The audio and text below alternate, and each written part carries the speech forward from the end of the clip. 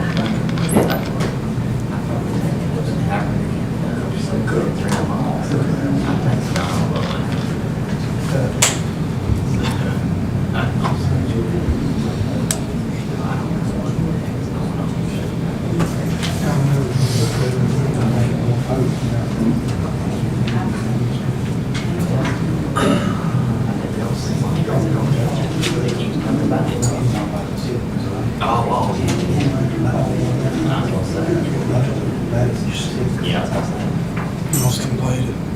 Terrible day. I didn't get to go. So no, I did. Oh gosh. So that's they're gonna play up there. Most tournaments. That's where I That's where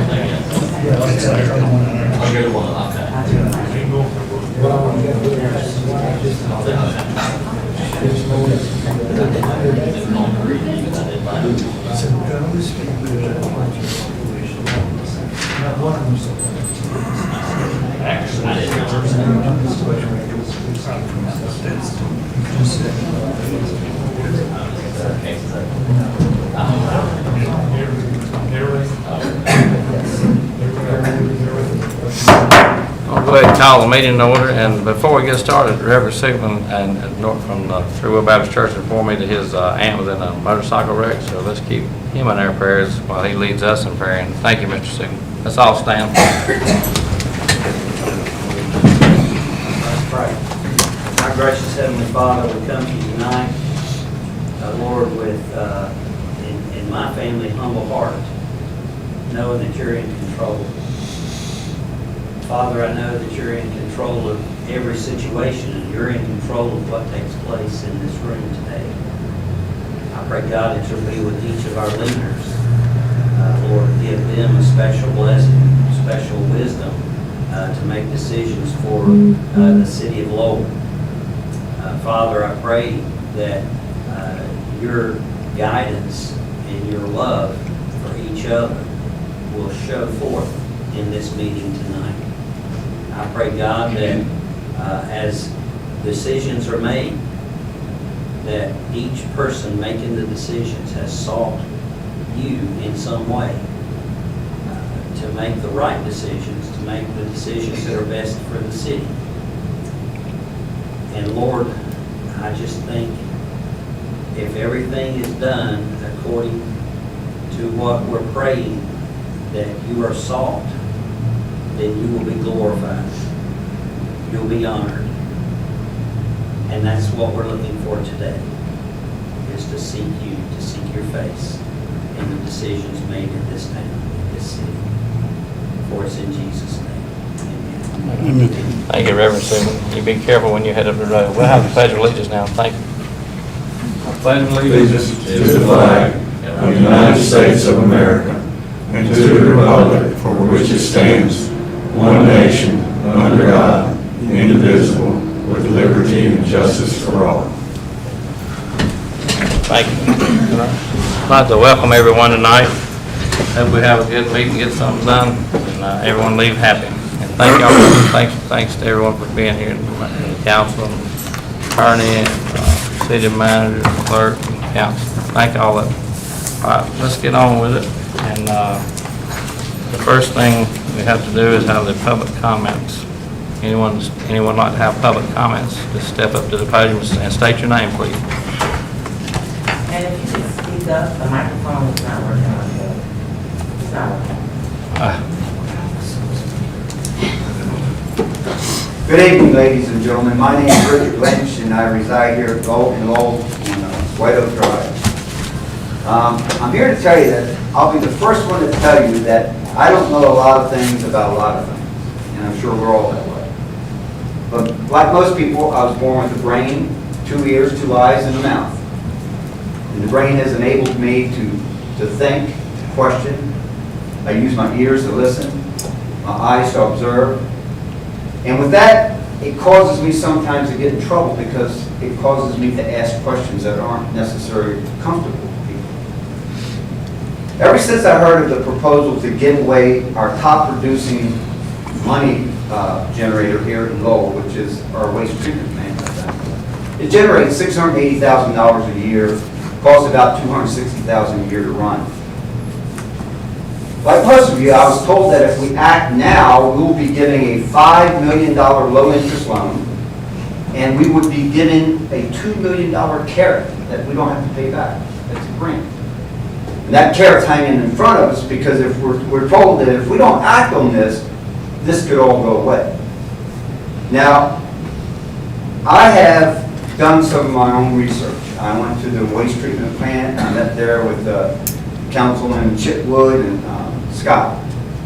And I can tell you with all the information I gathered from them, and I have the data here if anybody should care to look at it, it created more questions. So with all the conflicting information surrounding it, the questions came up. And these are my questions. What is the main benefit of this proposal? Who will be responsible for the repair, the maintenance, and the upkeep of the collection system? Because the collection system is the elephant in the room. Nobody's talking about it. See, you have your waste treatment plant, and you have your collection system. The waste treatment plant is generating revenue. The collection system is the system that feeds your sewer and what have you to the waste treatment plant. And it's in need of repair, big time. And we know that. Why? Because we're getting, on rainy days, we should not be getting the water into the treatment plant that we're getting. We're set to do, we are rated to do about 600,000 gallons a day at the treatment plant. There are days when it rains really heavy, they get 1.2 million gallons running through there. And by the way, we were told that our capacity is, we're approaching 60%. And I have the data right there, and I went down and I went over all the data.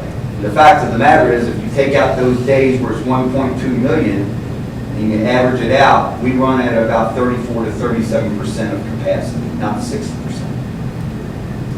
So, how many estimates for repairing or upgrading our current wastewater treatment plant and collection systems have we obtained? How many estimates did we get to do any of the work? How will the city make up for the loss of the revenue from the $680,000 once our waste treatment plant is turned over to Two Rivers? Understand, that's about $400,000 that we lose every year. We turn the plant over to Two Rivers, they collect the revenue. We don't have offsetting revenues of $400,000. Here's the big question. Here's the other elephant in the room. What kind of plans or what kind of reports or what kind of studies have been done on the waste treatment plant that Two Rivers owns? From my understanding, they're not in the best of shape. And if some of these figures that had been thrown about that it's going to cost us $35 to $50 million to replace this plant, which by the way, if you go online, I've seen estimates where they just built a 750,000 gallon facility in North Dakota and it cost $4.7 million. I've seen other estimates where it could cost $11 million. But I haven't seen anything near 35 or 50 million. So my question is, if we could get $5 million as a low interest loan and $2 million as a grant, is that only contingent if we deal with Two Rivers? And if that's the case, don't you think there's something wrong there? Why wouldn't the city of Lowell be able to obtain that money, upgrade our system, do repairs, whatever we need, and keep that money flowing in from the treatment? I think these are legitimate questions that need to be answered. And I want to know, has the city engaged with Two Rivers with plans to move forward with Two Rivers taking over the waste treatment plant? And that would be very interesting because if they've done that, I don't think the people have been informed of what the cost and the ramifications are. Has the Director of Public Works, who was a former employee of Two Rivers, submitted a request for the items that needed to repair our collection system and wastewater treatment plant? I think that's important. If we can, okay, I already asked you about the 5 million and 2 million. Now, once again, what is the condition of the waste treatment plant that Two Rivers owns? How long is it going to be before they get hit with that maximum 60%, and then they go into another set, the regulations go up and all the costs go up? What happens when that plant has to get replaced or repaired? Who's going to pay for that? And what has Two Rivers spent on having an evaluation done on their facility? From what I understand, and I don't know this for a fact, so if I'm wrong, someone can correct me. We've spent over $400,000 or close to $400,000.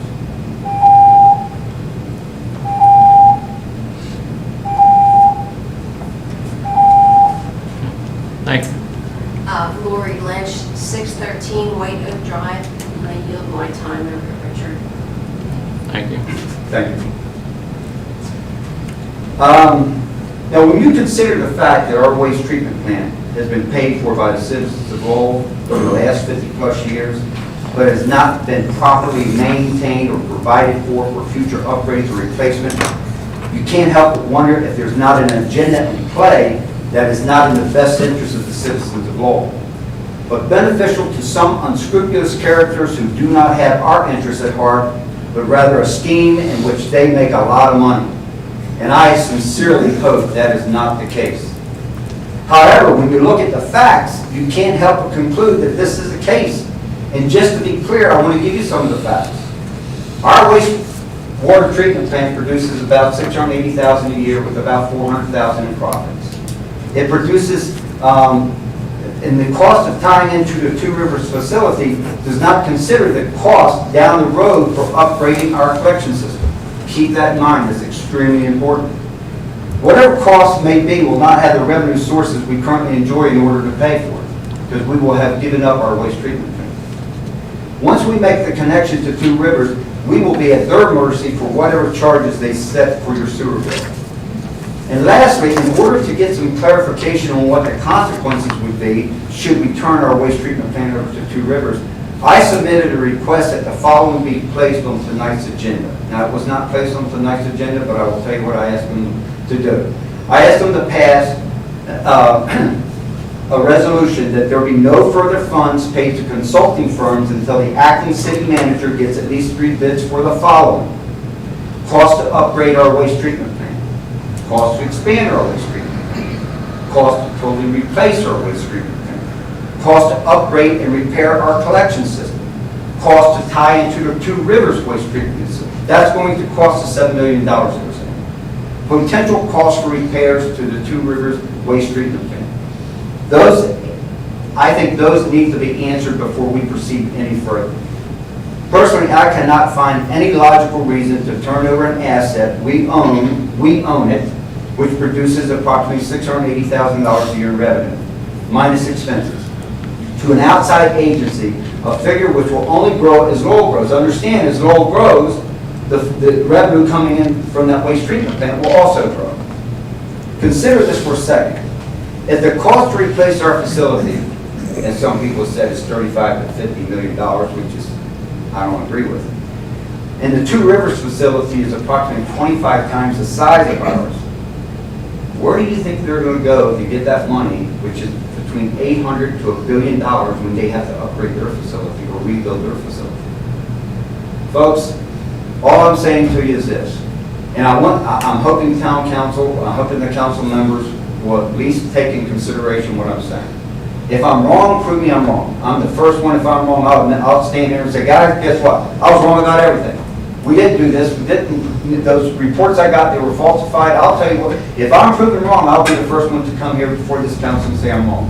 But right now, everything that I've seen, all the research that I've done, points to the fact that we should not be considering giving away a very important asset to this town. Because believe me, down the road, your water bills will skyrocket, your sewer bills will skyrocket, because somebody's going to have to cover that money that we lose. And we're not going to have that money for other things. I thank you very much for sitting here and letting me rant and rave, and I appreciate it. I love this town, and I'm really concerned that we do the right thing, and I'm sure our town council members will do the same. Thank you. Thank you. Anyone else like to speak? This is my first time here. That's okay. She's at the podium. You can go next. I'm sorry. But I'll get you next. But thank you. Thank you for being here. Candy Thunberg, 600 Ferguson. The only reason I'm speaking tonight is because last month's meeting was not televised on YouTube and we had an issue, but Mr. Simon said some things that have upset several people, including myself. And I'd just like to know why, but I know you won't answer and that's okay, but you want to sell all the property that's been acquired by ARPA funds, which I don't even know if you know what ARPA stands for. It's the American Rescue Plan Act that we were given over $1 million to help the city. And that was we've not spent any local tax money. When you were on council or mayor in 1991, I believe, you sold the property, or your council sold the property down here below Hillbillies to 85. You sold it to Ed Jackson. And we could have built a fire department, police department, and city hall complex down there. It would have been wonderful. And these ARPA funds that's come in, we could have maybe spent. But anyway, that's old news, but I was wanting to know maybe what you've done with that money from 1991. Crompton and Knowles, the old dye plant, was given to the city, and the state representative, John Torbett, gave us the city the money, $2 million to clean it up. That again was not local tax money. And there were plans to put public works up there, and so that downtown would look better, and hopefully maybe a farmer's market or even a community garden or something like that could be done down there. And it's the council's pleasure. If you don't want to do that, and, you know, that's fine. That's your decision. And up at Crompton and Knowles, the EPA declared that property a brownfield, just like the Whitewater Center. And everybody have been to the Whitewater Center, I'm sure. And the Boys Club, you want to sell that, you might get in trouble. We purchased it for $503,000 from ARPA funds, but that place is hopping. There's pickleball played 5 days a week. Kids are in there playing basketball, doing basketball training. There's line dancing, there's Zumba. And you know, we've been on Facebook inviting people, and of course, people say don't do anything, but they don't come. But it's a great facility. I think the only update right now that needs to be done is painting on the inside, because it's a little bit bright, wild colors. But I invite Larry and the rest of the council to come up and play pickleball. It's great exercise, and it's fun. And you know, Lowell's never had a recreation center, Larry, and you know that. That's the first one. It was the Boys Club, not Lowell Recreation. So we don't want to sell that, even though you said we need to sell it, and because I read it in the minutes and I was here at the last meeting. In the Methodist Church property, $285,000 again for the ARPA funds. And they were very happy to receive that money, even though you said we should sell it back to them, and I don't think that's possible. And that, on that deed, you know, we have to build a city hall or police complex there. You can't go out selling to the fire department like you went and talked to the chief about when that first came about, because that's what chief of the fire department told me, you kind of want to sell them that property, that you have no authority. It's the council's decision on everything. So I'm asking you too, Larry, clean your act up a little bit. Don't embarrass the city. You know, you come in here in these meetings and you show yourself. You go to the commissioner's meeting, I watched it, I'm just going, oh Lord. You know, just please represent Lowell and make us look good. Go to the meetings with the city manager, you don't go to closed session meetings, and represent Lowell. I know you care. I really do know that. I believe it in my heart. But it's just the way you present things that makes you look bad, which makes the city look bad. Go ahead, sir. I just recently moved a few months ago to Lowell, and this is my first meeting. I don't know, do you have a prepared agenda before you can speak, or? Sure, yeah. You can go up there and just state your name and you can say anything you like at this time. This is a time we recognize the citizens. We appreciate you being here. If you're needing an agenda, it's inside that box on the door, there's an agenda right behind you.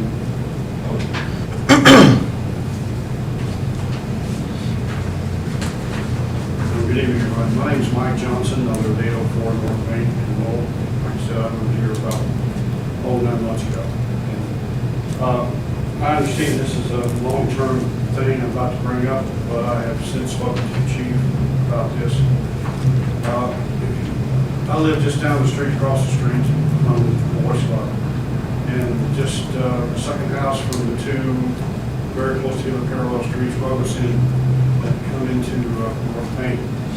I'm the house that's submerged about 2/3 from the city street level, and with the very short roller coaster driveway. Last month and a half, though, I've noticed I've had 5 incidents that people are whizzing around there, around the curve, and they're speeding. And I have to pull up, it's kind of a little bit in the street to look both ways, past the telephone poles and the shrubs to see what's going on oncoming traffic. And I moved from a place about 6.5 miles down Redbud, Hoffman, and Rodmore Road to left near the Union Road intersection around the curve also. It's much worse there. But the last couple of times I pulled out, starting with the left-hand turn, there was a pickup that was speeding and he pulled over, and I had to motion for him to get over the left lane. And he did. But the worst one was about a week after. This was about 2 weeks ago, so ago. There was a little small mini service van that came around the curve, and he had to be doing everything 75 miles an hour. And I had to walk out to the mailbox, and I've got some problems walking, so I couldn't get the mail from behind because I have a 6-foot drop off. I stepped off the edge of the curb and took another step, and he come around and whizzed over in the center lane. And as soon as he got past me, he whizzed back over in that right lane, which merges about 70 feet past my house toward that little bridge. And I noticed that he stepped up and increased the speed. So what I'm proposing and asking is this. Is it possible, I understand that you have to go to the DOT about this, but I'm asking that signs would be put before you get to the big curve,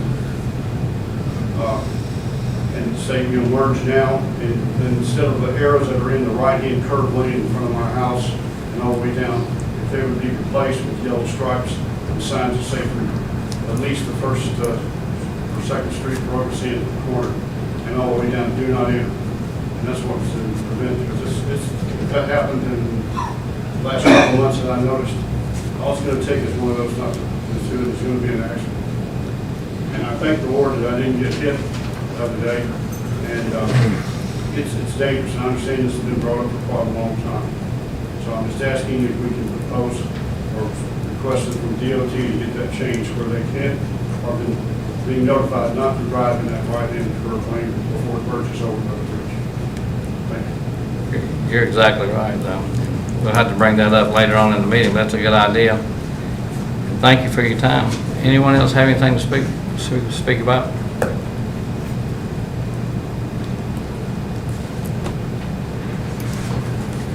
There being no one else, then we'll move on into the agenda. First thing we got to do is adoption of the agenda for the night. Need a motion to adopt the agenda. Mayor, before we adopt, I would like to make an amendment to the agenda. Okay. I would like, under the consent agenda, 4I, the last one, I would like to move that to new business for discussion. Okay, so let's move it down to 6E. 6E. 6E will be, not have the council's approval. Just make it 6E. Okay. Any other amendments, changes? So basically, you just want to pull 4I from the consent agenda. Right. Let's put it in the new business. Yeah, because consent agenda, we just want to vote. And, I mean, So you want us, before we vote, 4G and 4H, if there's any other council members that have any questions or anything about those policies, we can pull those out and move them down. But I think at least any policies like that, I think should be under new business to discuss, rather than under the consent. Okay, so we need a motion to amend the agenda, move 4I down and make it 6E. We need a motion to do that before we adopt the I make a motion to pull 4I out of the consent agenda and move it down to new business under 6E. Okay, have a second. Second. Any discussion? All in favor? Thank you. Now, that being said, we can adopt the agenda with those changes. We need a motion to adopt the agenda for tonight. Make a motion, we adopt the agenda. Have a second? Second. Any discussion? All in favor? Thank you, unanimous. All right, the approval of the minutes. Any changes in the minutes or anything anyone has, just as written? Need a motion to approve the minutes of August the 13th. Make a motion to approve the minutes of August 13th meeting. Second. Any discussion? All in favor? Thank you. All right. The next thing on the agenda will be the proclamation of Patriot Day. And we have a proclamation for that. I'll read it, and the council can vote on it when I get through. What Patriot Day means for us, whereas the city of Lowell, North Carolina citizens of our great city, I underline that, the state joined with their fellow Americans across the nation in honoring and remembering those who lost their lives in horrific terrorist attacks on September 11, 2001. Whereas we continue to offer support to the families and friends who lost loved ones in the devastating events on this day, and especially our firefighters, police, first responders, who continue to step forward and serve our communities with dedication and diligence. And whereas we commend the firefighters, police, and first responders who courageously risk their lives to rescue those in need, as well as the ordinary citizens and volunteers who selflessly gave their lives to aid their friends and co-workers who were injured or trapped in the Twin Towers and Pentagon. And whereas the events of September 11, 2001 tested the strength and resolve of our country, they also reminded us of the values set by our forefathers who saw a vision for the United States that we would live and be free from tyrannical rule. And today we are even more determined than ever we will not give in to terrorism, no tyranny, and threats to the safety and security of the United States. And whereas the United States is unified in our purpose to prevent further tragedies like those experienced on September 11, 2001, it's right to honor the men and women of our armed forces who have fought tirelessly to keep us safe from further attacks on U.S. soil. And whereas today we remember the lives that were lost, honor the heroic actions taken by our first responders, and thanks the members of our military for their continued service and sacrifice. Now therefore, I, Larry Simons, Mayor of the City of Lowell, on behalf of the City of Lowell City Council, hereby proclaim September 11, 2024 as Patriot Day and call this day to the attention of all citizens. This is the 10th day of September 2024. I need a motion to adopt this. Make a motion we adopt this proclamation. Have a second? Patriot Day. Yes, sir, thank you. And have any discussion? All in favor? Thank you. Unanimous. And then the next thing we got on the agenda is the proclamation of Stormwater Awareness Week. And this proclamation is for, on July of 24. Says, whereas the city of Lowell, North Carolina is proud of its rich history and is committed to a sustainable future for all the citizens, and whereas polluted stormwater runoff discharged into rivers, lakes, streams, and other waterways can result in the death of wildlife, destruction of vital ecosystems, and contamination of drinking water and resources, and disruption of recreational activity, threatening public health, and whereas the Clean Water Act of 1972 prohibits the discharge of any pollutant to navigable waters of the United States unless authorized by the Environmental Protection, and whereas increased runoff from development is the primary source of pollution in the Southport River, and whereas the Southport River is an invaluable natural resource which provides the citizens of Lowell recreational opportunities and economic growth, and whereas the city of Lowell, North Carolina is committed to protecting water quality, managing growth in an environmentally conscious way. Now therefore, I, Larry Simon, Mayor of the City of Lowell, on behalf of the Lowell City Council, hereby proclaim the week of September 23rd to 27th, 2024 as Stormwater Awareness Week, and call this week to the attention of all citizens this the 10th day of September 2024. Need a motion to adopt this, please. Make a motion that we adopt Proclamation 07/2024 Stormwater Awareness Week. Okay, we have, Second. okay, any discussion? All in favor? Thank you, it's unanimous. Thank you. All right.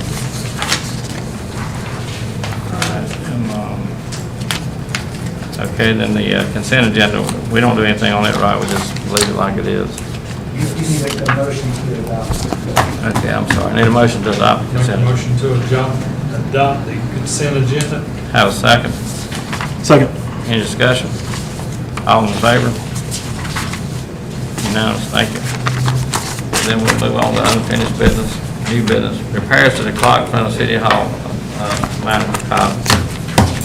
Yeah, so in your packets, it's been brought to our attention that the clock has been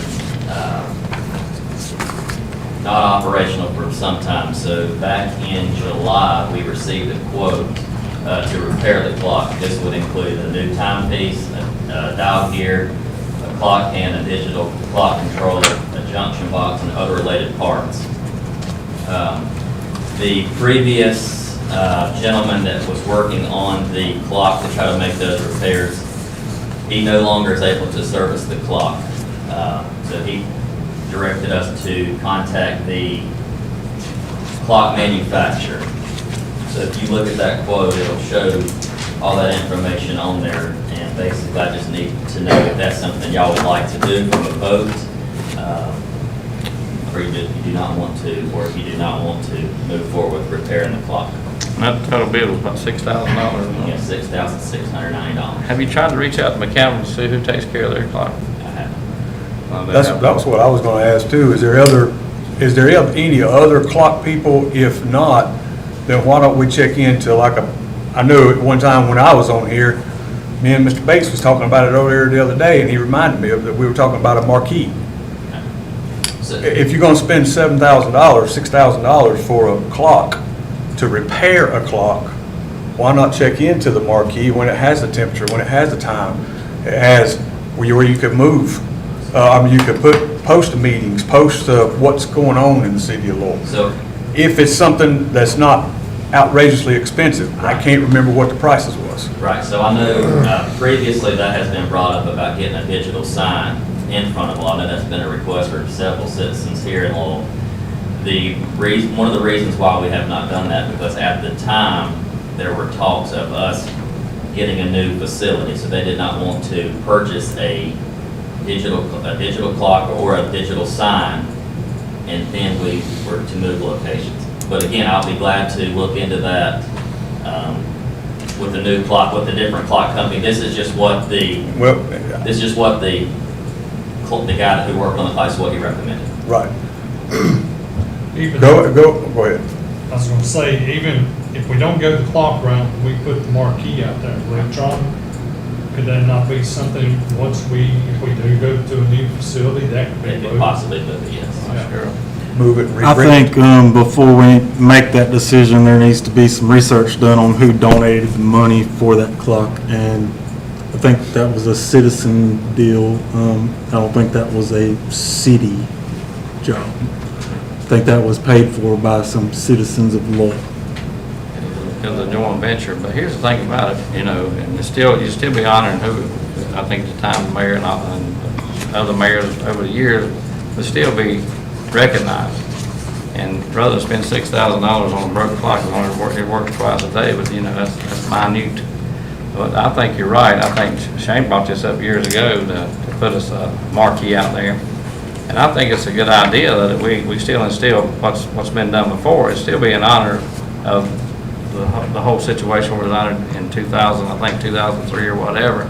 Nothing would be changed from that, but you still would just still be an honor for whoever it's for to start with. But I think it's a good idea to go out and research, get some prices, and yes, it can be moved. Whatever you put up there can surely be moved. And I believe that another reason as to why we've never went forward looking at the digital sign was because of location, of how we could properly place it on the corner out here. That way, everybody at all four corners would be able to see it coming through. I think that was other. Where it is, it's in a good location, and no question. Well, I about it. mean, I don't know that it's. That's up to the council, though. But another question, devil's advocate, is putting a digital sign out. The clock appears to be historic and adds some aesthetic value to the city. You put a digital sign out there, and there's nothing wrong with that. At this corner where we have this much congestion already with people diverting attention, is that a safety issue if you put it on this corner? My question. It's awful embarrassing to have a broke clock out there for years. I mean, we got to move forward, and that's up to the council. I mean, it's up to all of y'all. Well, like I said, I'm sorry, Mayor. Like I said, go get some more quotes instead of just $6,700. There's got to be more than just one clock person, a person that fixes clocks out there. There've got to be several. I agree with getting more quote. I'm not against the marquee, but I don't think the clock needs to go away because that's kind of historic to the city. Yeah, but I don't know how historical, because they haven't been there that long, has it? What'd you say, 2003, 21 years? 20 years, but here's the thing about it, still to honor them. You know, you did it in honor of someone. You didn't do it, you know, to make, you know, something that was in stone and can never be moved. I'm sure it's not going to be moved. It'll still be in honor of whomever you did it before. Just have more added to it. With a whole lot less expenditures is what we're spending now. But that's up, like I said, it's up to the council. But it's a good idea too. What did you brought up? And Well, like I said, just go ahead. I mean, I know we don't need a motion to do anything, just instruct you to just go get, at least get some more quotes. Look at an update for the internals. I mean, if things 20 years old, maybe there's an an internal issue. type thing that's, may cost a little more, but that's a little more relevant to technology. And also, I definitely check with McCampbell. They got about the identical clock. It seems like it's difficult to fix every time we've had issues with it. Right. If there's an option for internals, change all internals. And I think that might have been what was proposed in that quote, is to try to change some of the. Well, I mean, the whole, yeah. making it more. Well, like I said, there's got to be more than just one person out there. Yeah, so that was just what the guy that worked on it previously, that's what he recommended. Like I said, that's what I say. We'll just go ahead and instruct you to go ahead and get more quotes, find more people. Let's see, just take that in consideration, Mr. Manning. We appreciate that. Appreciate what you're doing. The next thing we're going to do is set a public hearing for the master sign plan. You got that too. I guess you've had to put on your zoning hat. Yeah, so I was contacted by Tim Mooney with Airtime Properties LLC on August 19, 2024. The property owner submitted his master sign packet for the property of 100 Indian Wall. The owner is requesting to add 6 additional signs to the front of the building to continue operation relative to the franchise/dealer agreement that he has with his brands. The master sign plan would allow for the property to,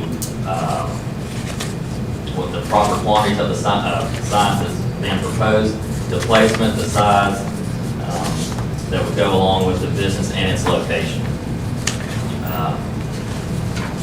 At this time, we believe that the property is unique to Lowell, and this property, the front of the property can only be seen by I-85.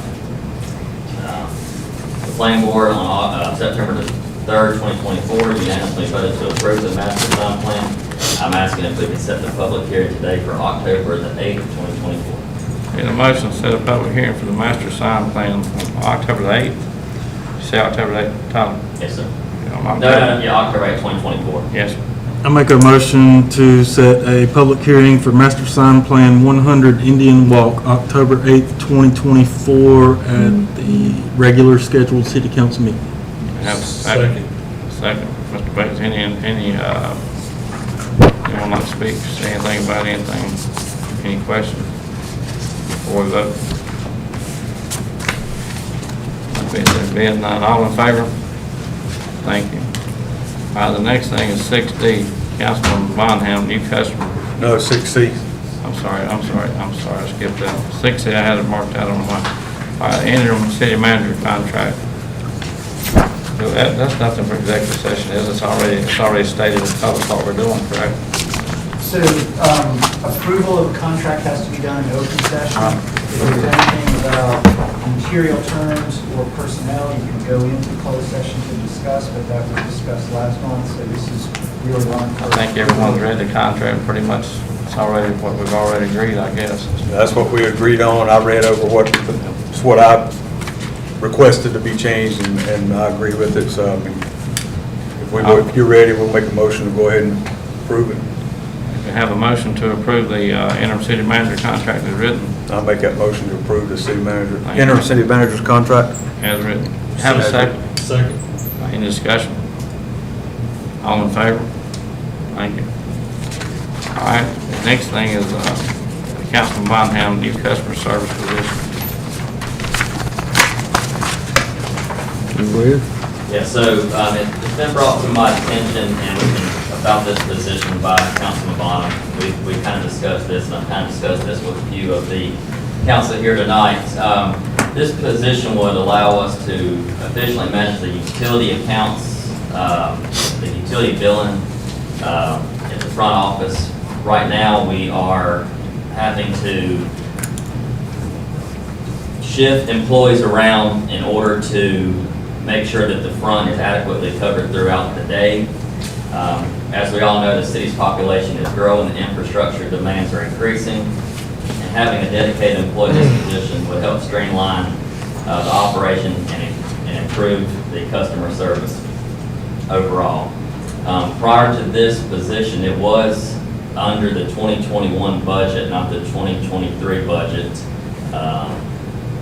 I just kind of wanted to put that out there. So currently, right now, the utility billing supervisor does all the bulk billing, the auto draft, the posting of the payments, scanning all the documents needing for these accounts. So they also handle cutoffs, assisting customers, handling all the work orders, and answering the phones. The finance director and the HR clerk has been filling in with these positions to cover when the supervisor is at lunch. I'm requesting this position so that when somebody is out, the duties are being handled and other people's duties are being handled in a timely manner. With these two people, the supervisor and all other employees can meet necessary deadlines, and the citizens would have excellent customer service. This position would also allow for necessary time off for appointments, family matters, and any other needed needs of these employees without disruption of other employees within the city. What's the council's pleasure? This is really, I don't know, I don't see how it goes like this. I've never seen a council member bring up something, and, the city manager brings it up, I can understand it, but a council member bringing up a personnel position or something, to my knowledge, I've never seen it, but it's up to the council to do whatever you like. It should be the manager's position to recommend any time you change personnel. Manager recommended it, we had it, it was killed, and the idea is to bring it back. So, because we've proven that, yes, it's my recommendation. And I'm encouraging, you got people in staff, people on the floor, people in the weeds doing the job every day. that say this position is required, it's needed to do the job effectively. So we're bringing it back up. You want to kill it, kill it. But Not to kill I don't have it, to work I'm here just a today. poor mayor, I'm in charge of parking. But I let the council make decisions. Tyler, are you being pulled away from your job for any of those duties? I am helping out overall, not necessarily pulling away full-time, but I am stepping in and helping out just to make sure that the morale's kept up and that the job is getting done correctly. Cheryl, you are as well? Well, what we discussed one time before, the city, my opinion, the city has grown, yes, but has it really grown as much as when the previous clerk and the,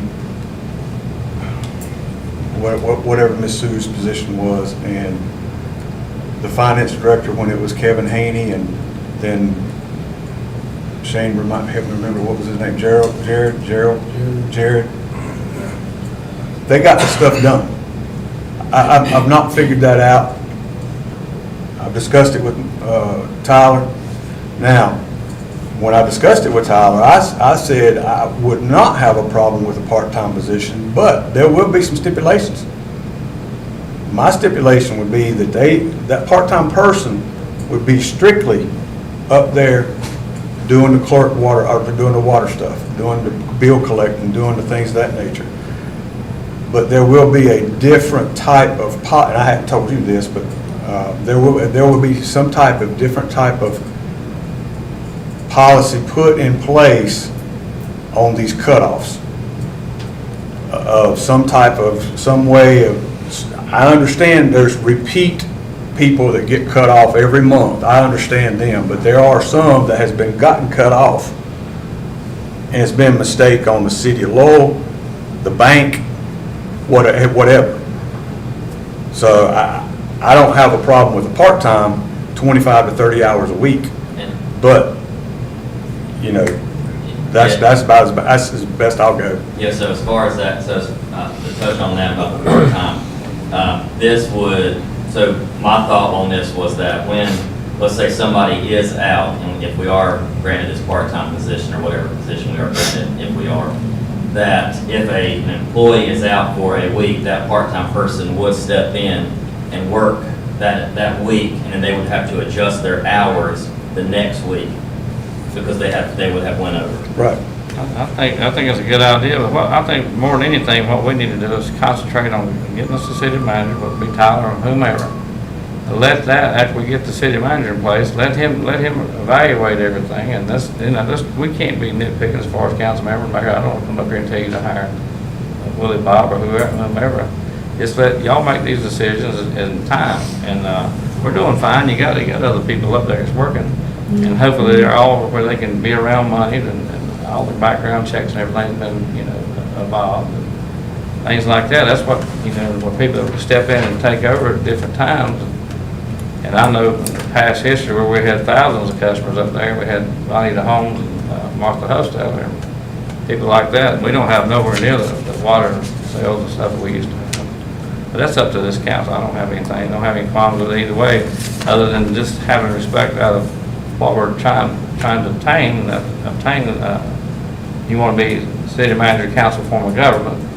And this way, it looks like it's council going against their own policies. But it's over my head. Like I said, I'm in charge of parking. So whatever y'all want to do. I just want to make sure everybody got a safe parking place. That's my position. Anybody else got anything to say? What are y'all doing? I mean, you're making a What motion. about this? Is this possible? The council doesn't work here. I mean, we're council members. Is there any way for us to hear from staff? Or better yet, how about some of us come down here and sit? Yes or no? I think that's the thing. I think the position was created back when the previous admin person was here at the request of her because she needed help. And it was done there. It was needed. Staff says it's needed. We've had previous manager, now the interim manager saying it's needed. current staff saying it's needed, and we're sitting here saying it's not. And I just, I think there was a lot of positions created. that may be true, but we got one right here staring us in the face saying we can't get our job done. So, I mean, Well, for me, if you want to kill it, kill it. It's fine. Just do what you got to do. But, Yeah. And I'll get with Kyle for me. Yeah, I Before don't- I vote on it, I don't get with Yeah, I don't Kyle. think Well, anybody. here's the thing, here's the thing about that, Shane, we can come down here and watch them. And what I'm getting at is, we come down here and watch them, and that's like when the sheriff would come around at the sheriff's office in Mecklenburg County, and whatever sheriff it was, you was busy, you looked busy, but you might not be busy in this world. You might not be, but you're gonna be looking busy. And that's where I feel on that, as far as coming down and seeing what takes place. I think when staff is telling us they need help, it's a slap in the face not to give them the help they're asking for. I really think we need to hear from staff, everybody. Well, If you get let's- Lisa in here, you get Pam Well, in let's here, put- you let's get put- Cheryl in here, let them plead their case, and then you tell them, no, we're not gonna help you out, or yes, we're gonna help you out. There again, it all goes back to, we got the city manager, form of government, and right now we have an active city manager. So if he comes in here on his own and suggests something and whatever without interference from us, and that's to be looked at in a different manner. But here's the thing about it, we gotta use common sense. Number one, we got staff up there, and I'm sure one does this, one does that, and at the end of the day, everyone works together. It's like the police department, you got sergeants, you got corporal, what do they call them, captains, whatever. If something happens, they all dive in there to get it done. I mean, it's just like when the Panthers play, they don't play good, all of them play bad. You know, but when they all play good and everything works out, at the end of the day, you're doing pretty good. But that's the way our government's set up to work. But if you start picking and choosing and bringing in things like this, you're opening yourself up for a can of worms down the road. I would just go with what we've got, and then after you or whomever's city manager can come in with a plan for everything, and I think that's when you can sit down. And our personnel policy, it's never been passed or ratified, the new ones I know of. Those are things that we need to be concerned about as well. So I will say the staff has came to me requesting help, so it wasn't just Councilman Bonham on this. I didn't just wake up one day and say, They have came hey, to I me think we and know the my- guy, let's throw another payroll item on And the budget. my biggest fear on this is that the staff has expressed to me the concerns of not meeting these, meeting any deadlines in a timely fashion. And the biggest fear that I have is, the morale goes down or staff even leaves, and then we're really gonna be stuck. So had you talked to staff about this, the morale and I stuff? talked to it prior to the position eliminations of the last budget, yes, Okay. yes. I just wonder how it's coming up now. Well, I encouraged reconsideration of the budget, and I've heard some mumblings in the past. I've talked to the interim city manager since, and it seems to be an ongoing issue, which is what I felt like personally it would be. And it's still there, and it's not going to go away. So I think we need to And I address agree, it. if they need the help, then, somewhere we need to get the help. Mhm. But at the same time, and I'm not saying anything specifically about any employees here, but we need to make sure that our employees are doing their best that they can, and not just coming forward and saying, we need more Well, help. I think that's what it is. They're doing their best, and it's still not getting done. They're overworked. Probably have to beg to take a vacation day off, knowing they can't take a vacation day off because that's a position going all day long. I mean, these guys need help. It's not. Yeah, and again, it's I not understand the anything. position was created. It's for the know, better three of the budgets city, ago, but so. these guys need help. They're getting beat down. And again, I mean, if need be for Tyler to set up something for them to explain that to you, I don't know what else needs to be explained. I mean, they need help, and I don't know how y'all need to understand that. I don't know how you want to go about hearing from them, or just taking manager's word for it, or Cheryl's word, or, and I don't know. How many total employees we have in office staff, downstairs and upstairs? What all you got? So including me, it's 6. I mean, all those positions that are filled, and there's no way that everyone can work together and make this thing happen as far as. Well, downstairs, that's totally different than what would be upstairs. I mean, So, I mean, yeah, I mean, we are pulling all the resources that we possibly have. Like I said, I'm even stepping in to help out when needed. But again, having a part-time person would allow any, person to get pulled away from their position that they were hired for, to have their duties fall behind. I would even consider full-time. Like I said, it's up to the council. Well, as I said, I made my statement on the part-time. Yeah. And like we talked when you called the other day, I'm not opposed to a part-time person.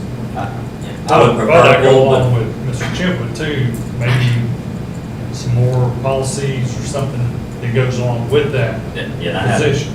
I have no, my preference would be a full-time, but again, I would take any help that was given. And again, I'll be glad to sit down with everybody, and we could, if this is passed, to come up with the policy, the job description, whatever y'all feel is the best for this position.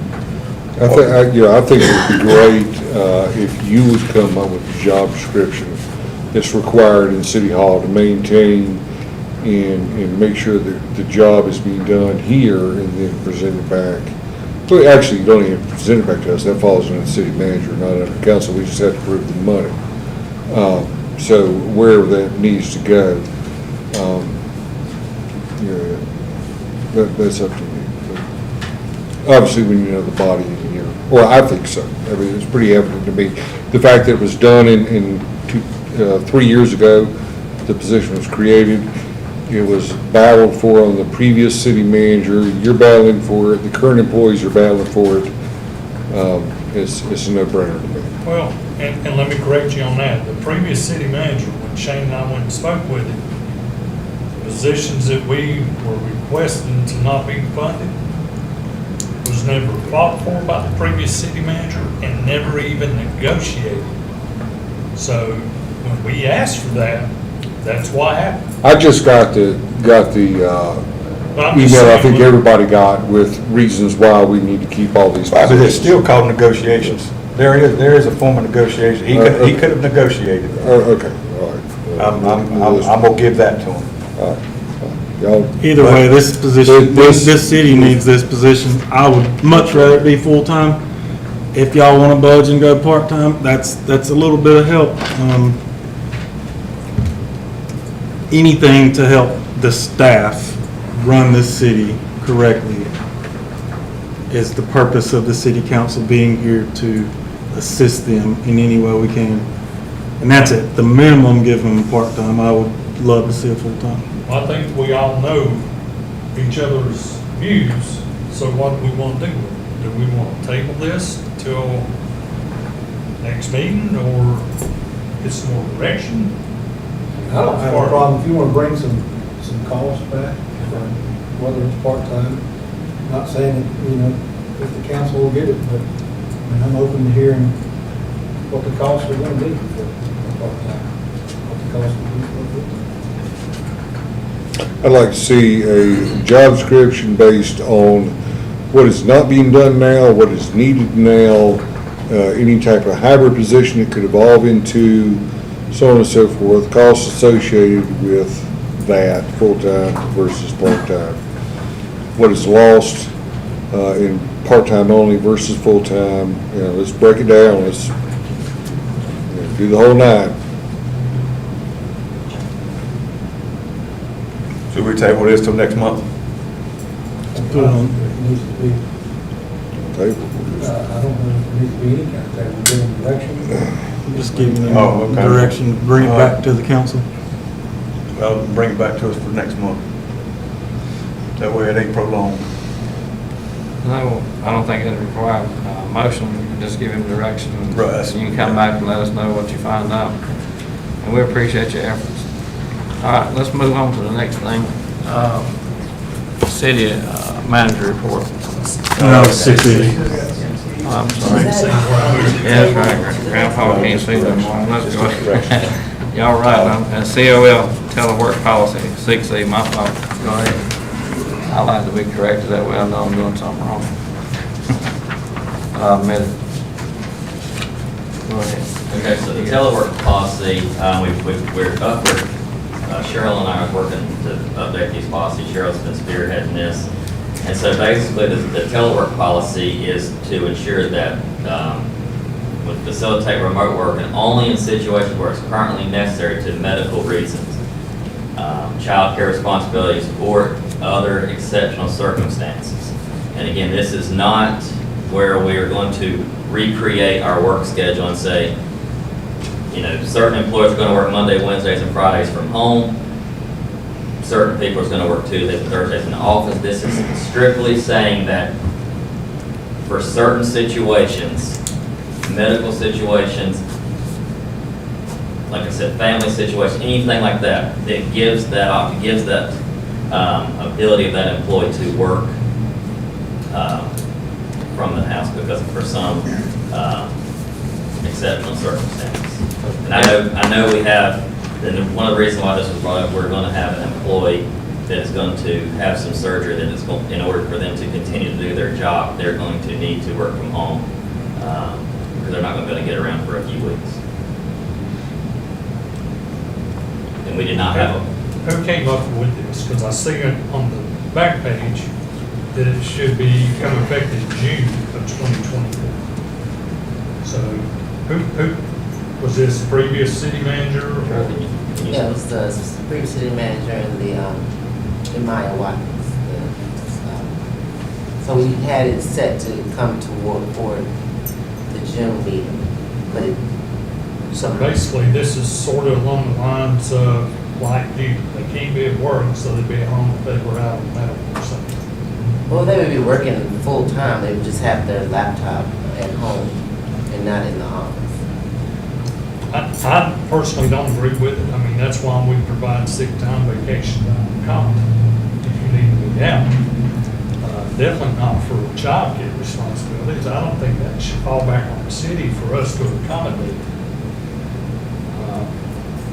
Well, even medical reasons, I mean, medical reasons, it's, telework policy, if I'm not mistaken, please, somebody correct me, I thought it was created because of the pandemic. That was the main reason why there was a majority of that happening was because of the pandemic.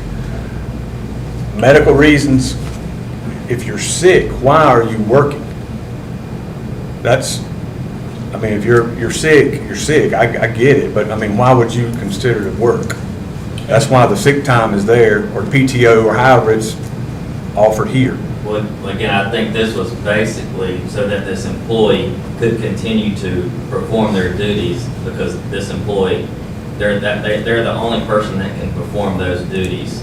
And if nobody's here to do that, again, they're having a surgery, a medical procedure happening, they're just not going to be able to get around for a couple of weeks. And so this will allow them to continue to do their position effectively by working from home.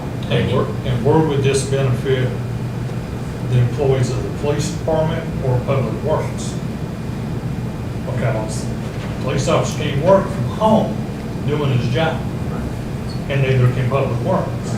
So this, it sounds like this policy basically is centered around employees in City Hall, which, you know, it's not fair to the employees, but I just don't see it. You know, if they're going to be out sick, they don't need to be working anyway, whether it's on.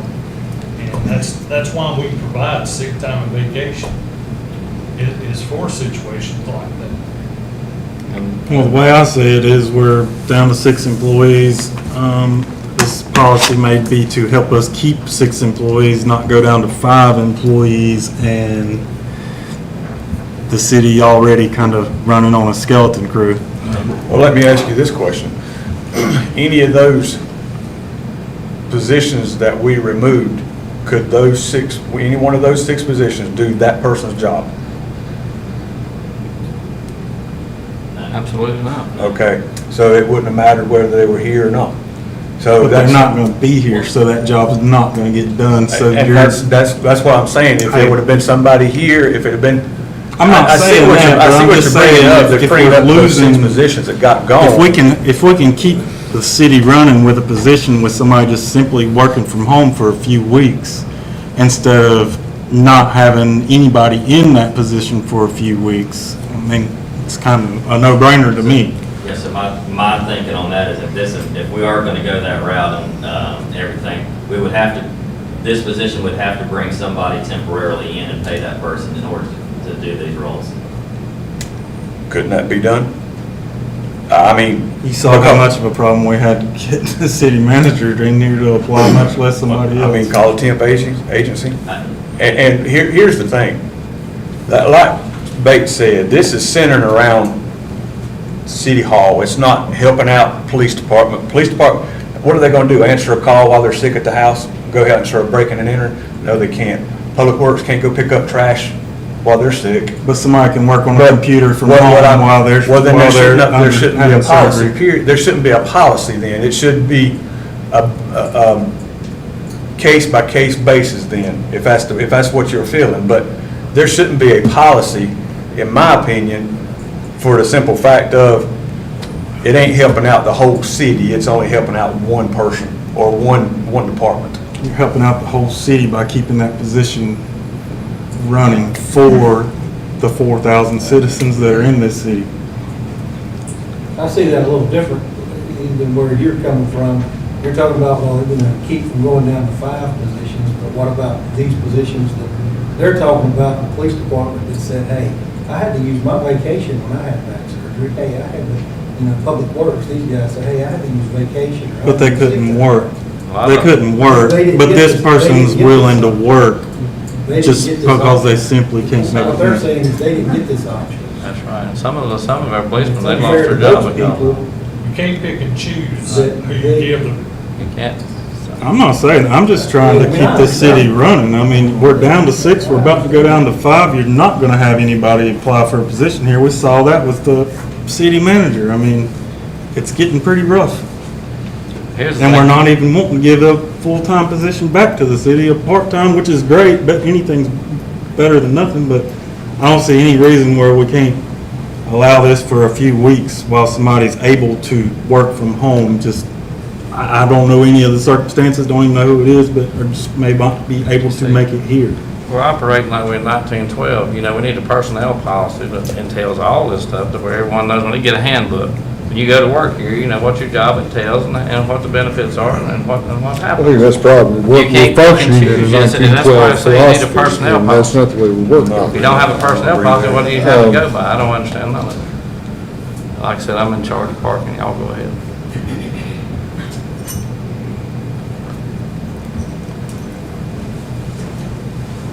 It's a tough decision whenever you can't. I mean, I don't see how you start and stop and stumble. And then when you hire a person, they know what they're expected to do, I would think. I mean, I don't think anybody expects knowing they're gonna have surgery, or there's no telling what the issue is. The issue is we could pass this, let that person continue to work for 2 or 3 weeks. I'm not sure how long That's, before we lose the position. John, you might can answer this. Will we be opening the door to a possible lawsuit, giving certain people privileges and other ones not? I think if you have a policy that's tailored to the specific jobs, that's not a lawsuit issue. So if this policy is you work for one set of jobs, but another job could not perform it, that is not a problem under the ADA or a lawsuit. I do have a question. I think we do have, I thought we have a personnel policy. I have a copy of a personnel policy that was adopted in May of 2021. we're supposed to have an updated policy with previous council, city manager, I hadn't seen it. I don't even know I don't have a copy of the present personnel policy. I don't think I ever received it.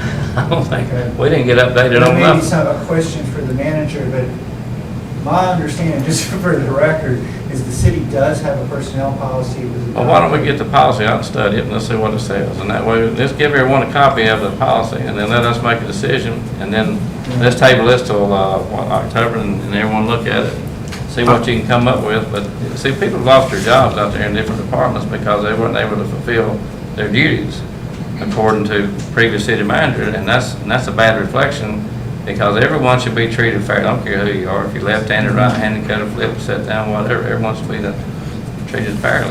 And I think the personnel policy will point that out, I hope. And I think that's where Wayne and Shane's coming from, is if it's somebody here at City Hall that needs to be out, and we approve this policy, and we let them be out, then what are we gonna do for the employees of the police department and public works when they need to be out? If they're out. Can it be revised to an admin? If they're out with back surgery and they can't come in, are we just gonna cut them a check? A police officer can't, I mean, I get where you're going, what road you're going down, but a police officer can't, I mean, this person is able to work from home. A police officer obviously can't work from home. Public works person obviously can't work from home. Somebody that does computer work all day long could very easily do work from home to help benefit. And the it's city. for a specific doctor-ordered time. Okay, well then look at it this way. Like he just said, in my opinion, and I'm no attorney, but in my opinion, this is giving that person a light-duty position where there's such thing as a light-duty position in this city. So, and that being said, I don't agree with this. It's not a light-duty position, it's a full-time It don't matter. position. Still, you're giving that person the opportunity to work from home The while they're duty sick. hasn't changed. They are as a medical reason that they are at their house working. That, to me, in my opinion, is considered light duty. The professional obligation has not changed. The only thing that has changed is the ability to get in a car, come here, walk up the steps, and sit in an office. You're performing the same function, just at a different location. That's the difference. While they're Tyler, at do you- home on a medical leave. Am Medical I leave. translating this correctly? Am I saying it right? They're going out on medical leave? They're gonna, No, they would be. they're gonna have the medical procedure would happen. Again, they're willing to perform the duties. However, they're just not able to come in the building for 2 or 3 weeks, wherever the time frame is, but they're still able to perform the duties. They just would not be And physically, the key word was medical procedure, right? but they are still able to work. I mean, I hate it for anyone that gets sick, COVID, whatever, but here's the thing about it. If you're a police officer and COVID hits, your butt's out there working, you're probably doing something. You might be doing desk duty, you're gonna be doing something, but you're gonna be working. And this is not, you're creating positions to where, if you're gonna do it for one, you gotta do it for everyone, I think, but it's not, like I said, I'm in charge of the parking, y'all go ahead. I make a motion that the telework policy not be approved. Have a second? I'll second it. Any discussion? I may be wrong here, but I don't think you can make a motion to Do away with not something? approve anything. It either doesn't, Just table it, I either guess. it dies for lack of motion. I may be wrong, but It's not a policy now, I understand that, but what he's doing, he's just wiping out this I potential. understand that, so I'm saying I don't think you can make a motion to not approve it. I really think if we go down this road, it's not gonna turn out good for this city. I really think this should be thought about before. We got discussion, we got a motion second, we can have discussion, go ahead. So what you're saying is the chair could call for a motion to approve, no one would make that motion, and then therefore. Or if it gets made and gets a second, then it goes to a vote. Right. It's voted up or down. Under Robert's Rules of Orders, I don't believe you can make a motion to not, you're basically making a motion to not. I agree with you in general. I don't think our procedural policies address that one way or another, but that's a reasonable interpretation. I mean, his motion is a fair motion, and it's a legitimate motion, I mean, and it's up to the council, but up or down, that's the whole thing about it. I understand what you're saying too. I don't think our policies preclude that motion. You're probably correct, Shane, in how that would typically be done. I think we're off. I may be out of line, but as somebody who has a disability themselves, this building is not wheelchair compliant. If that person's not able to walk up the stairs or get in the bathroom, We're wheelchair we compliant. might be in for a lawsuit. You have a wheelchair ramp out there, they can get in. It's too steep. Well, might need assistance, but they can get in. So As it is. Can I just Excuse say, me, Paul. these microphones are not working. Okay, I was wondering why So you all there's need no to light. talk louder. Okay. Good So question. we still have an obligation, if someone makes a request for accommodation, to look at that specific job and determine, can there be a reasonable accommodation to allow them to perform that job? And that's true whether or not this policy is adopted. So as I say, it's case-by-case basis. To that. Do we have a motion and a second on the floor? Can I ask one more question Yes, before we're gonna y'all discuss. vote on this? Go ahead. This policy gets denied. Whatever person it is, whoever it is, whatever the cause is, knowing that this can be done, can they turn around and sue the city?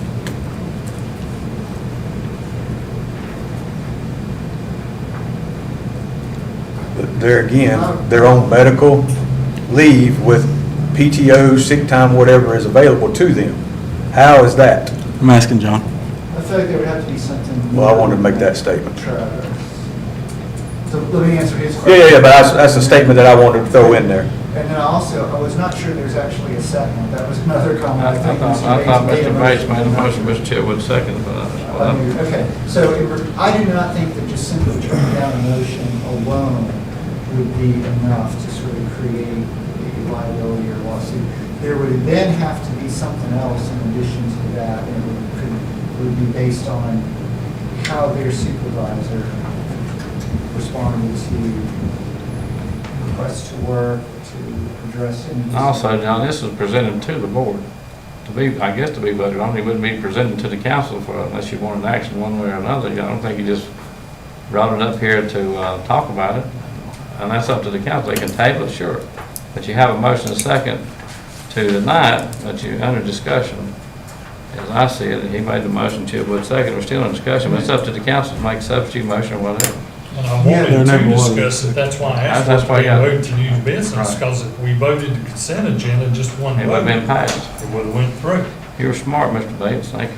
What was you saying? You had a question, Mr. Chitwood. I was trying to answer. Mr. Right, I get it, but what was, that's why I said something that, because they, Okay, he was so- saying, he was saying that, could they be sued? But how could we be sued when, if that person, if the city offers a medical, a person is out on medical, then they have sick time, vacation time, time to PTO time, how is that? How could that be coming back to the city to be sued? Right, so the question was if this policy were denied, and I don't think that there's, like, the decision of the city council not to offer this policy would be a basis for a lawsuit. But then any separate from that, if somebody has an action under the existing personnel policy, which I think we do have, that was adopted in 2021, that they were not, that their supervisor didn't follow the personnel policy, that they were not treated under, whether it was under their sick pay or their, leave of absence, that wasn't allocated, then that could be a basis for the claim. So with this coming in front of us, apparently this was not in the personnel policy. Correct. Absolutely not. Okay. Correct. So you have a Any motion. individuals working remotely in the past?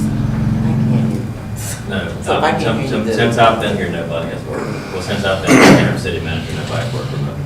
Just there, and So there's a motion, and second on the floor to deny this, and we're still in discussion. Is there any more discussion? All in favor of the motion? All opposed? 3-2. All right, thank you. The next item on the agenda. Please, hold on.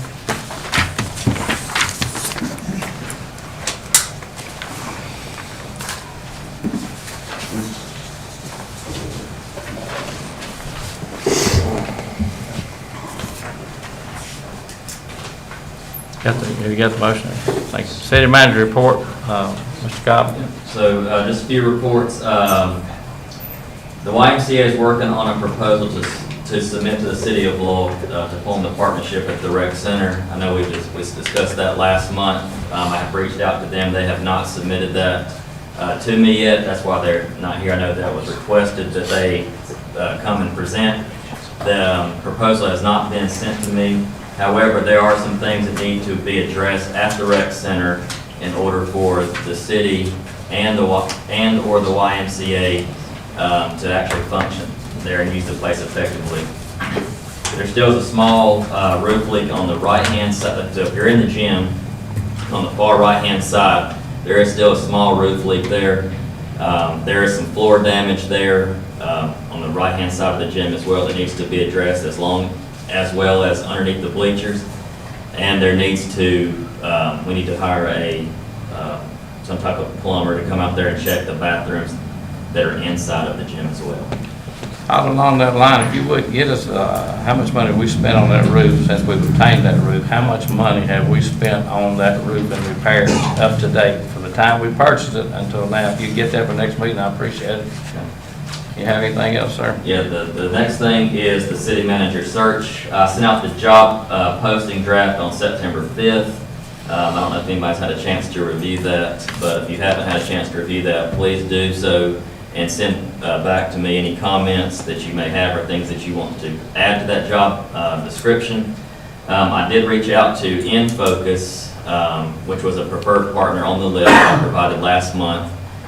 They're currently not offering that service, so they directed me to a company called GovHR. I did contact GovHR.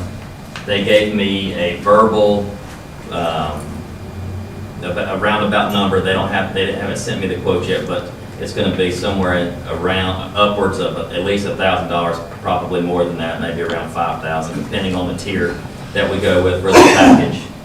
So I'm waiting on that. The next thing is in your packet. LCC has provided some quotes to do exterior enhancements of City Hall. In those quotes, they're requesting, or they're asking to do painting and scraping of the exterior windows, which is going to be around $37.50. Painting the City of Lowell letters, which is going to be $350. And pressure washing the building, front ramp, steps, and sidewalk for $1,500 to bring the total to around $5,600. This would be out of the LCC's fund. Excuse me, Tyler, I sent you an email, I'm sorry. I sent you an email last week because you wanted another quote around the trim part at the building, and he said $1,700, but I did send you that. Okay, I have not received that, so if you don't mind resending that again. Okay. That was one of the things I was going to bring up. I only seen one quote for the paint job, but I seen two quotes for pressure washing, and because I see that. Yes, so the pressure. I see Paving Unlimited was pressure washing, it had a quote for pressure washing, and then we had a quote for pressure washing from Pennington. Right. So the LCC went out and specifically got these quotes. The city did not have any hand in the quotes. So for the Paving Unlimited, they did quotes to do the pressure washing. However, they were significantly higher. So that's why the LCC chose to go with they broke it down from the different companies because of pricing. And that's why I would like to see another quote for painting. Okay. Another thing There about was, that. I'm sorry. You're out of order. Yeah, I heard. You're out of order right now, but I'll answer your question a little bit. Here's the question, Tyler. Yes. These windows are old, and they got these old steel windows. Why don't you get a price of updating these windows to insulated windows and things like that in that quote? And that way we can save heat, air conditioning, everything else, and be a whole lot. These windows are just terrible. They're about to, the steel's rusting out on them, and it's just too expensive to try to keep patching them up. When you can just get a quote. No, it's nothing. Right. In general, just let the council make a decision, you, with the council or whatever, but get a price on it. Yeah, so I provided so all the quotes in here, I understand. Yeah, so I went with the one, everything that I received, I put the lowest bids in here. That's why. That's just a request for me to get a price on the windows. I'm not saying we're gonna do it or not, but at least have something to look at So was there another quote for paint? You just picked the, Yeah, I just you put, just yeah, picked I the put all cheaper of the cheaper- options? all the cheaper Okay, options. so there was more than There one. was one, excuse me, CPI that has done work for the community center. He would not give me a written quote, but I talked to him, he said 15,000 for both, windows and pressure washing. And I said, that's way above our budget.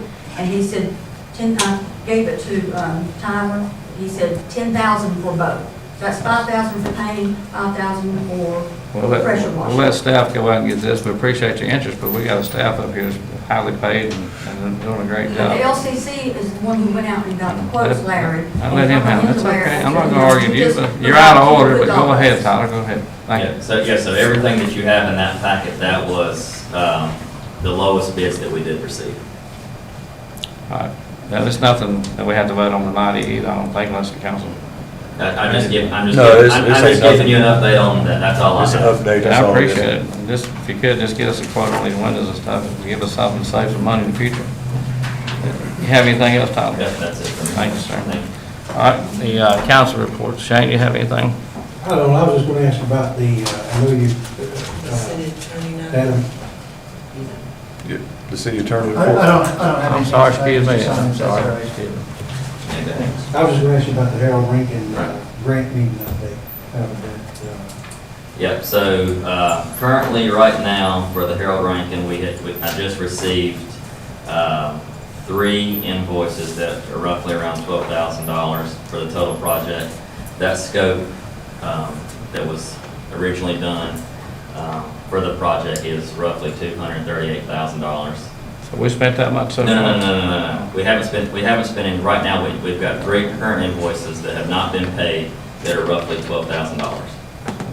So none of the $1 million has been spent? Okay. Good question, Shane, go ahead. That was the only thing I was gonna ask about, is what you understand with it. You have anything else? I don't have anything to say. You have anything, Chitwood? No. Have anything, Mr. Bonham? No. How about you, Mr. Smith? I just want to thank citizens for coming out tonight. Public Works, Police, y'all been busy. Thank you for what y'all do. Thank you a lot. City staff. Can't even mention LCC, they're great for the community. I was told the Women's Club, I think that's a club that gets overlooked. I know several people on that club committee. They're raising, getting items for Holbrook and Lowell Elementary constantly, police and fire department. And I believe they had 21 members, 21 people at their last meeting, which I think is the biggest club in Lowell, if I'm not mistaken. But I just wanted to give a shout out to them and how I think they're doing great things for the city. That's good. My things I'm gonna be, I was, Ms. Funderburg had a few questions about why I said what I said about the, all these indemnities we bought, ARPA money, whatever it was, it's still taxpayers' money.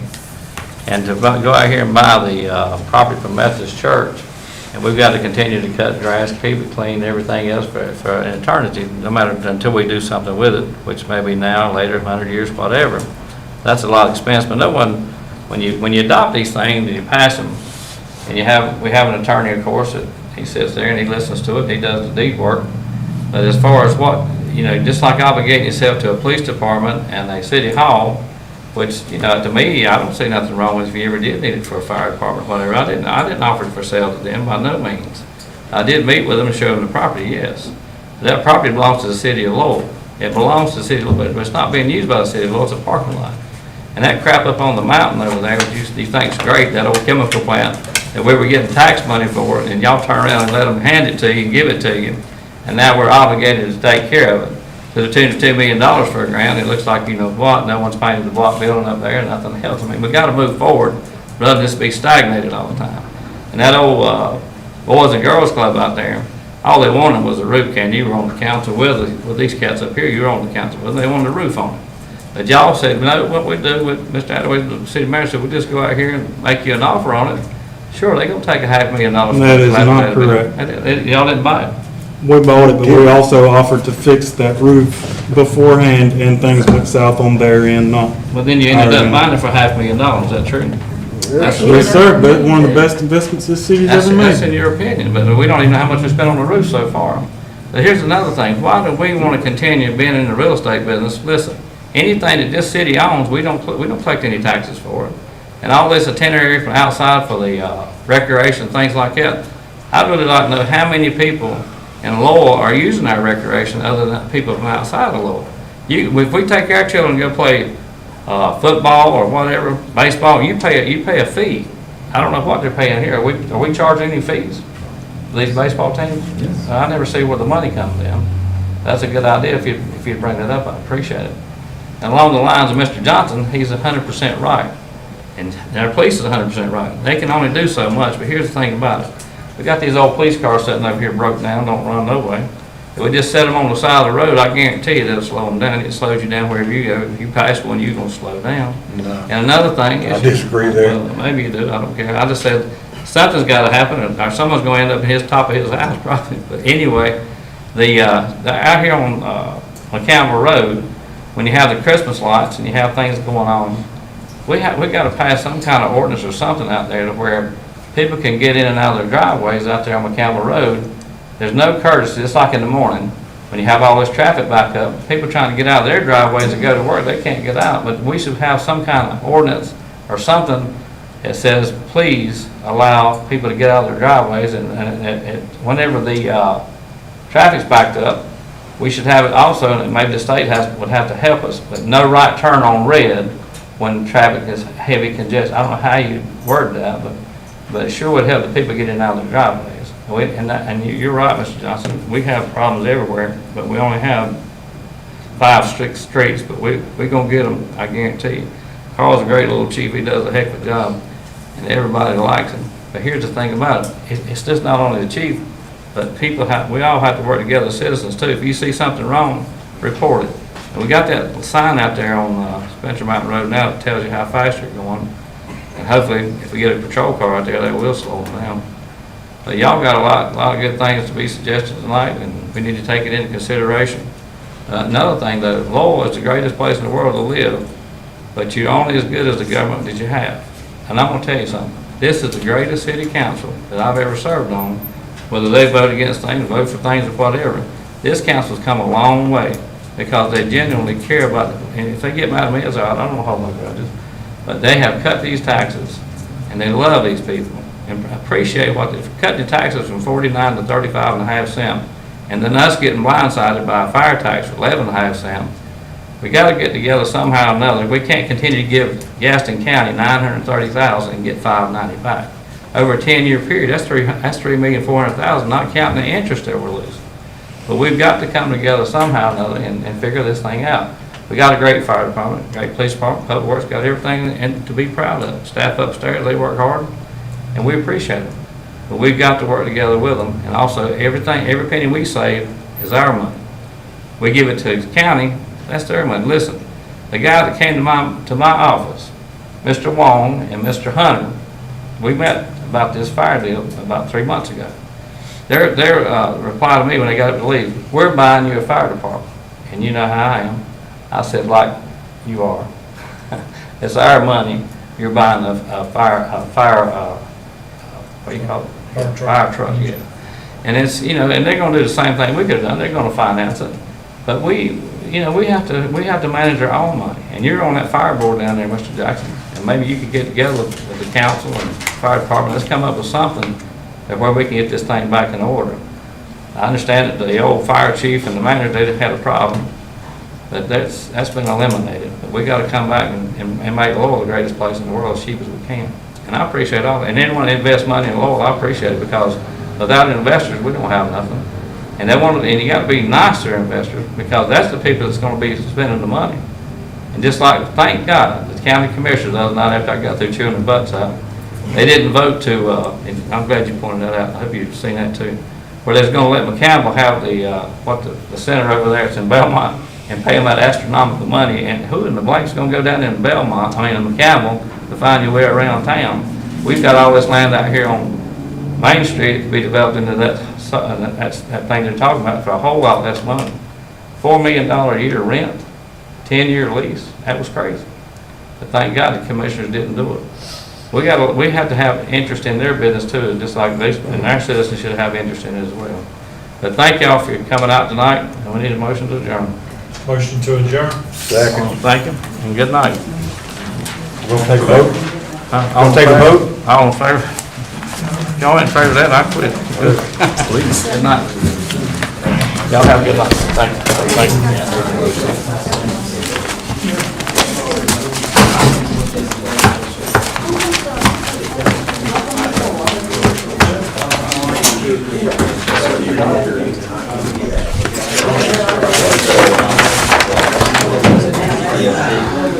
I live